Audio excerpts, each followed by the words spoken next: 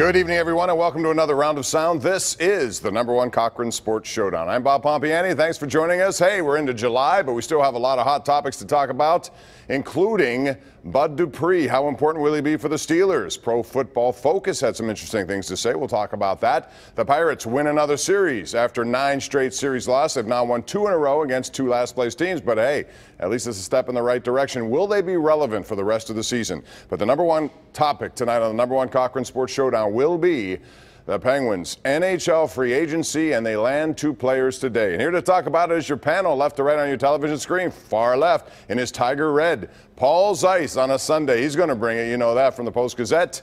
And, of course, 93.7 The Fan. And then we have the Tag Team Championship of The Athletic with us for the very first time. We welcome in Josh Yohe and Mark Kaboly. Gentlemen, thanks for being here, and thanks for launching your Showdown career. And, Josh, we're going to start with you on this. Jack Johnson, worst-kept secret in Pittsburgh that he was going to sign, and he did. He drove in from Columbus today, had a few parting shots to Columbus along the way. Overall, though, you're look at this signing. 5 years is a long time. He's 31, but what does he offer, good and bad? Yeah, I think the contract's too long, Bob. 5 years to me was way too long. I think 2 or 3 years would have been sufficient, especially given that he is coming off of an off season. But the analytic community is up in arms because his advanced stats aren't very good the last few years.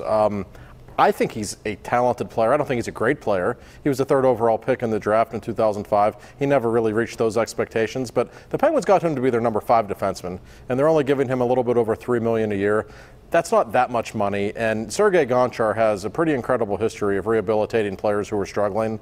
So look at the market. Look at the crazy amounts of money people.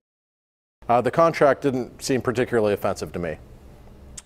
Well, I think I agree with you. 5 years is a long, long time. I just, again, I go back to I'm not sure how this is different than having Ian Cole. Why didn't you just keep him? Honestly, I know that he doesn't get along apparently with Mike Sullivan, but that's all it was. I think he's a better just player. Like Jack though. Johnson doesn't necessarily get. I know he got a lot of money. Right I know he got a lot of money, but I think he's a better player. I just don't know that this move makes the Penguins better in the areas they need to get better. I think it maybe shores up their defense a little bit, but I think it's really much ado about nothing. I really don't think it's going to make him any worse, that's for sure.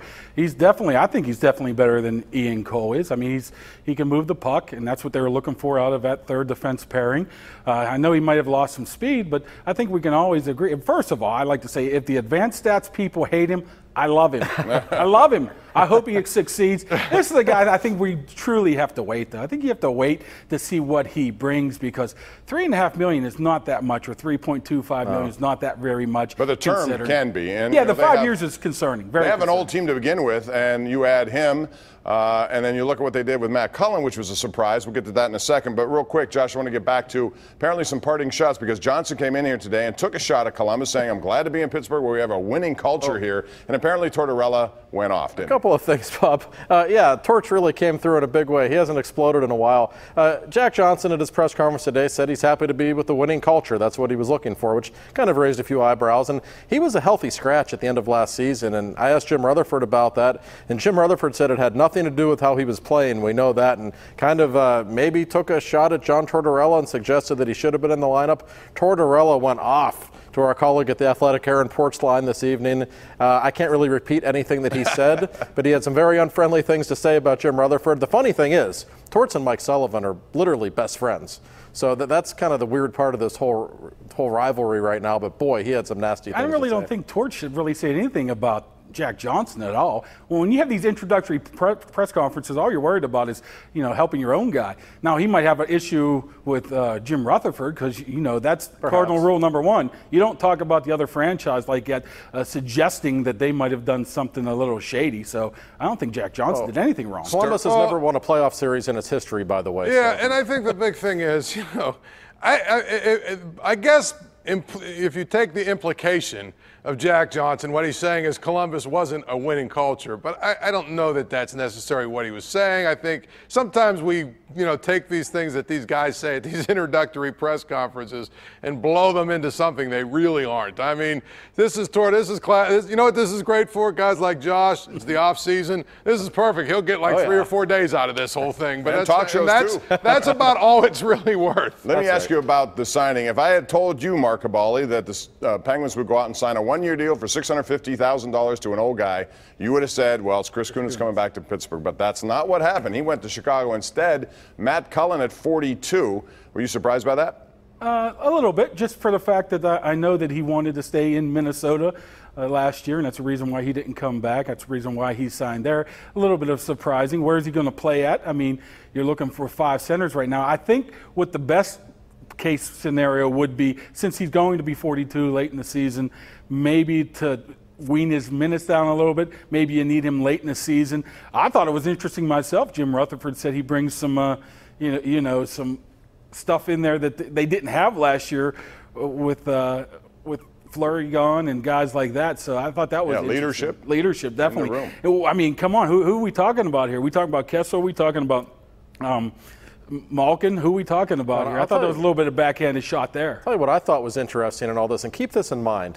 They can trade Derek Brassard if they want to now. They are comfortable with Riley Shane being the number 3 center, sliding Cullen into the number 4 center slot. I'm not saying they're going to trade Derek Brassard, but it would not shock me. They weren't real impressed with what he offered. Yeah, he was a little banged up, but this gives them the flexibility to do that if they want. So keep that in mind. I hate this deal, and I hate it for a number of reasons, and I'll tell you why. First of all, I mean, maybe I got shell-shocked during the Johnny Majors 2 era, but I always hate any time it's Back to the Future stuff. I think more often than not it doesn't work. The expectations you have for someone based on what he did the first time he was around are different now.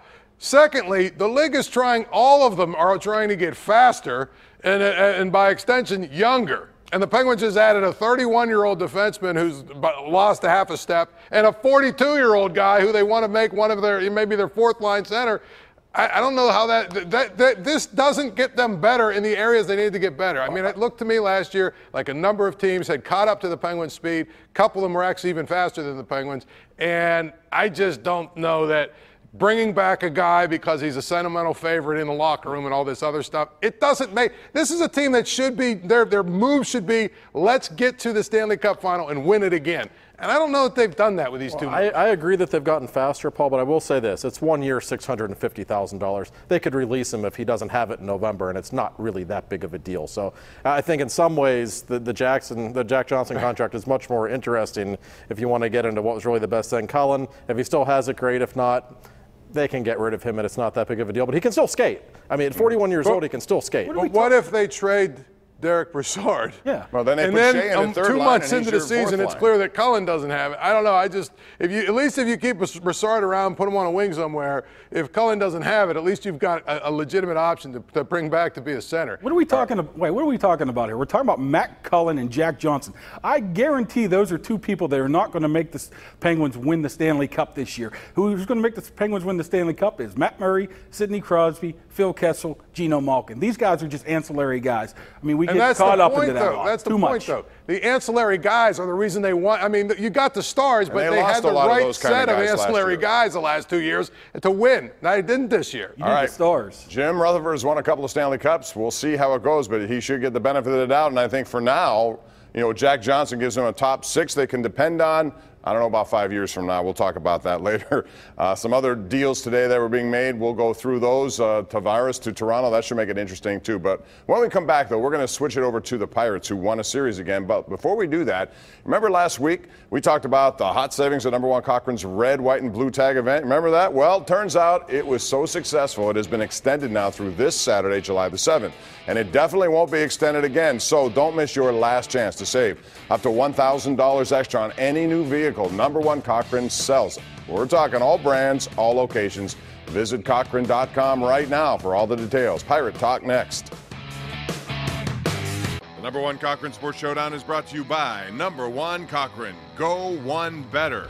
And by Highmark Blue Cross Blue Shield. Have a greater hand in your health.